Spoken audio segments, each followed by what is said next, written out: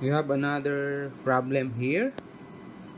In the picture below, the height of the stack of 5 glass is 34 cm and the height of the stack of 2 glass is 19 cm. What is the height of the glass? So A is 12, B 13, C 14, D 15, E 16. Okay.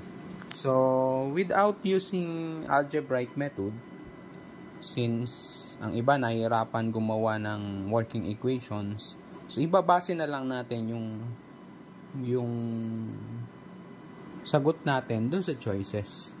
So ibig sabihin sa A, B, C, D, and E, ang isa dyan is tamang sagot. So pagpipili kayo sa gitna na, usually sa gitna, para makita mo na hindi pwede yung nasa taas or hindi pwede yung nasa baba. Okay. So, pili natin yung 14. So, 14, ibig sabihin, ang bawat isang baso is 14. This is 14 and this is 14. So, ibig sabihin, dito, sa 5 baso, hahatiin na lang sa 4 yung natitira pag nabawasan na ng 14 yung 34 cm.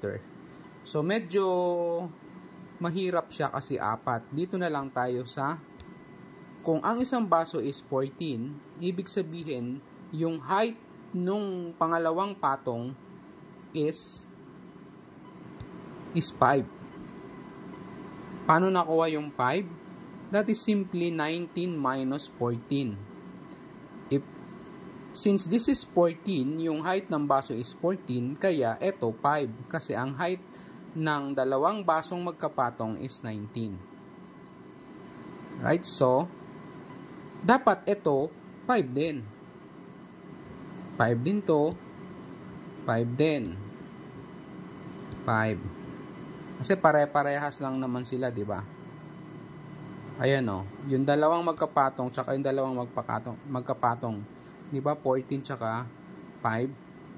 So, dapat ito, ang sum ng height ng isang baso at plus yung 4 na 5 ay dapat 34. So, 14 plus 4 na 5 ay 20 and that is 34. Right? Satisfied yung problem. So, ang ibig sabihin yan, ang height ng baso ay 14 cm.